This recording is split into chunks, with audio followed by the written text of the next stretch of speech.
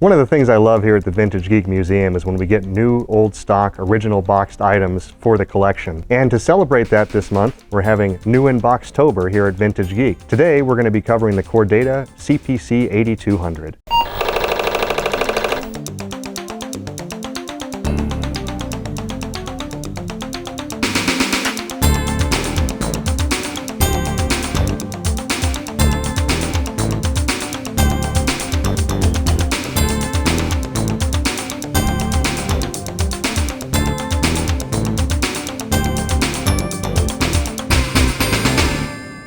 For today's unboxing, we're going to take a look at a little bit of an oddball. I'll admit that I know very little about this particular computer other than it's a Chordata and the model number is the CPC 8200. This came from a collection of several boxed originals, and we're going to be covering some of those others later in this month here on the channel. But I wanted to cover this one today because Chordata is actually the second company from an original systems manufacturer called Corona Data Systems. Now this company was one of the first to come up with a true IBM compatible system. They made a computer called the PPC 400, and basically it was a portable version that was compatible with IBM products. It ended up getting them sued by IBM, and I think they ended up losing that lawsuit from everything that I've read.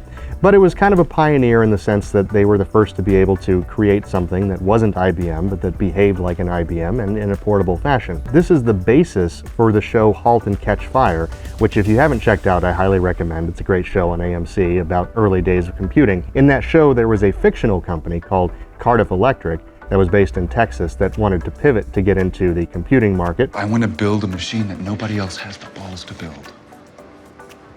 Wow, you're serious. Look, that's a terrible idea. Apparently, Corona Data Systems was one of the inspirations for that particular storyline, so I thought it was worth noting here. Now, when we go to Chordata, this is actually from later in history. So basically what happened is Corona Data Systems got bought out by their large component supplier, Daewoo, and then they created a new company name simply called Chordata, which makes sense. It's basically just a shortened version of Corona Data Systems. And that continued on until the early 90s. And that is the era from which this computer comes. The date stamps on this say that it's from 1991, and I believe that that's probably true. It looks like this is a 386 model from what I've read so far, but that's about all I know about it. I don't know what hardware it involves, I don't know what's inside it, and I don't even really know what's inside the package. So I thought it would be fun to bring you along for the journey today, and let's unbox this Chordata 8200 together here on Vintage Geek. Now I know the first thing that a lot of you out there are going to say is, wait a minute, that box has already been opened. You are 100% correct. I count new in box as anything that's sealed in the original plastic shrink wrap. Now in this particular case, the person who sold me this computer, as well as several others, did have to inspect the contents of the box just to make sure that what was in it at least appeared to be in the box. The flaps themselves appear to have gotten some damage over the years. I'm not sure exactly where this was stored. I was told that a lot of these machines, including this one, were actually additional stock from someone that owned a store back in those days. They bought extra machines and had intended to sell them, and they ended up on some kind of a warehouse shelf or maybe in a barn. I'm not really sure. This definitely looks like it has a little bit of wear on the outside, like maybe it was exposed to some elements at some point. All right, let's pull back these flaps and see what we got here. Well, it does seem to be in the original plastic. I assume that's original tape. There is a hole in here, but it's cut very well, so that could be original. Actually, it looks like there's a couple. There's a little packaged box in here that I assume is going to have some accessories and maybe manuals. I'm going to take a look at that first, just to see what we got. Documentation enclosed. It does have a part number on here as well. So let's go ahead and take a look and see what's in this box. Well, we've got the original Chordata SX Personal Computer User's Guide for the CPC 8200. It does appear that that is completely sealed. Looks like there's a few different books in here. You've got the book for the machine itself, and looks like also the book for DOS 4.0. So that looks great. And then we've got kind of a second cardboard section here. Looks like this is probably disks. Your copy of Microsoft DOS is delivered on 720K diskettes. During the install program, you will be requested to use a blank disk, and the blank disk must be a 720K diskette. So you can't use high density is what they're saying here. I assume these disks are in the box. Chordata MS-DOS version 4.01 install disk. Looks like there's 3 disks total. There's the operating disk and the shell disk. These do appear to be in new condition. They're all in plastic wrapping. Close that up and we'll put that aside for a second. Next, it looks like we've got a second box here that's a little bit larger. I'm guessing this is going to contain the keyboard, just based on the size, but let's take a look.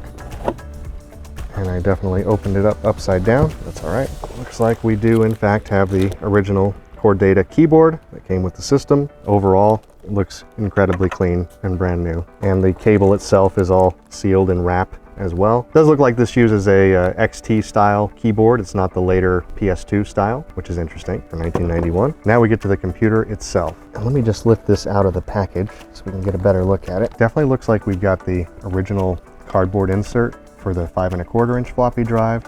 So it's got a 5 1/4, it's got a 3 1/2 inch drive that looks like it's mounted in a 5 1/4 inch drive bay with the little reducer here. You've got a power switch, hard drive, and power indicator there. And you've got the Core Data SX logoing over here on the side. Looks to be unopened from what I can tell. And we're gonna go ahead and take this out of its wrapping, put it on its side. We've got these cork feet on the bottom, which is kind of interesting. They didn't use the rubber feet, which I'm actually glad about. We've actually had some machines in the museum that have the original rubber feet that have completely disintegrated over time and have created some problems in getting them cleaned up. So it's kind of nice to not see the rubber feet. There is a note on the back here that I just noticed. It says personal computer using copyright material with license from IBM, Phoenix, and Microsoft. I have to assume that Core Data had to do that because they got sued by IBM earlier in their lifespan. So that makes sense that they would put that disclaimer on the back. And it does look like there's actually a package of the original silica gel still in the packaging here along this back plane. There's a small reset button on the back of the computer, which is interesting. A lot of the machines from this time had a reset button on the front. So it's kind of interesting that that's just a little button on the back like that. I'm gonna go ahead and try to take the plastic off of this. I'm gonna do this as carefully as possible. Not that it necessarily matters. Once you unseal something, you can't really go back. But as I've mentioned on the channel before, this is something that I feel is necessary to share with you as the viewer and kind of be able to experience unboxing something for the first time that's this age. So let me just try to pull this tape off as gently as I can. Friendly reminder, do not eat silica gel, just in case you were thinking about it. Should be able to take the full plastic wrap off now. Now we are officially out of the packaging. And man, oh man, does this look clean. It certainly seems like it's never been opened before. I don't think this switch has ever been turned on. Well, I guess they probably would have done that for testing just to be fair, but you know the idea. It's a good looking machine overall. It's pretty basic. Kind of has that standard IBM compatible feel to it. There's you know, nothing extraordinary about it other than the fact that this is very, very clean and very, very new. So taking a closer look at this Core Data CPC 8200 here, we've got the front panel, which looks like it has a couple of vents here, which I assume are actually probably the speaker, probably a built-in speaker inside. We'll take a look inside in a minute. We've got the power switch here, and it's got a power indicator and a hard disk indicator. So I'm assuming this unit actually does have a hard drive in it, but we're going to find that out as well. We've got a 5 1/4 inch floppy drive that still has the original cardboard insert in it, and we also have the 3 1/2 inch 720K drive. At least that's my assumption based on that package of discs we found in the box. Other than that, nothing too remarkable about the front panel, other than it's just a clean looking IBM compatible machine. Let's take a look at the backside now. As I mentioned earlier, Corona Data Systems was acquired by the larger component supplier, which was Daewoo Electronics. And if you'll notice, the actual backplane of the machine doesn't have Core Data on it. It actually says Daewoo. So it's very obvious that this is after their acquisition of the company. We've got some stats here written on the back, which is actually kind of helpful. It says that diskette A is the 3 1/2 inch and actually the 1.44 megabyte, which would be the high density version, not the 720K version. So that must have been a limitation of the software that shipped with it. Also, it says that the 5 1/4 inch drive is the 1.2 meg version, so that's the higher density 5 1/4 inch drive. And it lists here specifically that it has a fixed disk, number 1, which is type 24, and it's a 40 megabyte hard drive. Now with computers like this, I'll be honest with you, I don't actually know if there's any better chance of a hard drive working from a 1991 machine. As we found in an earlier video when we were unboxing the PC Junior, just because something is brand new does not mean that it's going to work out of the box. We've got your standard power port here for the power cord. You've got a power supply fan grate. This does have the second port, which was common in the IBM PC to actually daisy chain to the monitor. Looks like we've got a standard parallel printer port, 2 serial ports, The video connector on this does appear to be a VGA. We've also got the keyboard connector, 4 expansion slots in the back. These do look like they are standard ISA slots. So that's kind of a look at the outside of this machine. The rest of it will have to look on the inside to see what's really going on. As always with these new and packaged models, I'm just so impressed with how everything is so clean. The one thing I noticed right off the bat though is that there's this metal cover on the entire chassis once you get inside the case. And it does have a warning on it. This cover must be installed for proper operation of the equipment within the FCC Class B requirements. So we're going to take this little cover off so we can get a better look inside and see all the components that might be on the motherboard, the memory, and everything else inside this Core Data PC. So a few things that I've noticed right off the bat. It does appear that this is a 16-bit machine, which I would expect. The actual card cage, it looks like it's got an adapter to go from the actual motherboard to these side-mounted expansion slots. They're all 16-bit slots. It looks like this will accommodate the full-length cards, from what I can tell. There are RAM slots in here for some kind of sims. I'm not sure what type these are exactly, but it is loaded with 4 of them, and there are 4 additional slots. So it looks like this could be expanded. If we move further across the unit, we've got a speaker mounted where I did not expect it to be mounted. It's actually mounted in the back of the unit. I thought we were going to see that in the front, kind of where those vent grates were, but I'm guessing that's for airflow, not for the speaker. And then we've got a computer clock battery in the back that's actually kind of tied to the back of the chassis here. We've got the 2 drives, which we could already see from the front of the unit, the 3.5 inch and the 5.25. Other than that, we've got a standard power supply module here. Pretty basic, nothing too special about it, other than the fact that it is super clean. Got an adapter here for the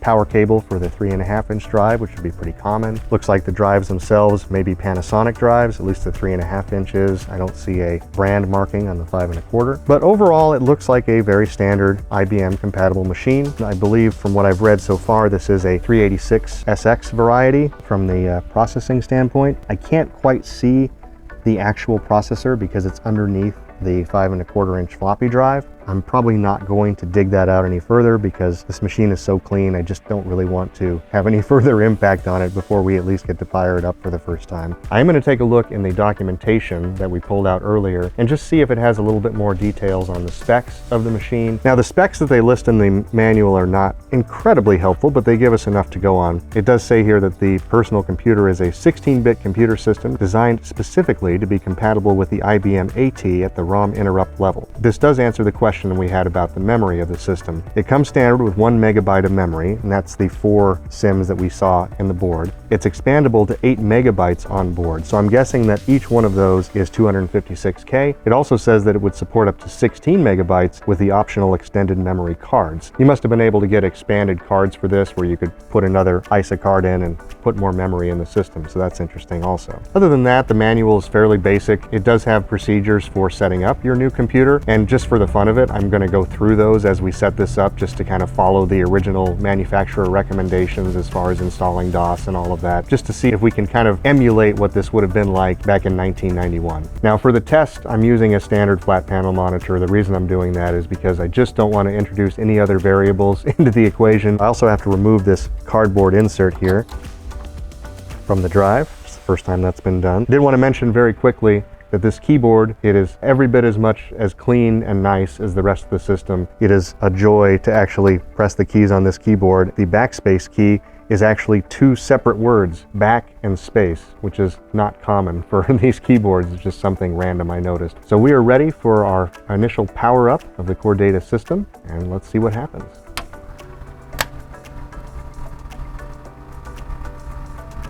All right, well, we've got invalid configuration information. That's not really that surprising, but it is showing the 512K of base memory, 0 extended. It's pretty noisy with the fan. I'm assuming it's just because it's never been powered up before.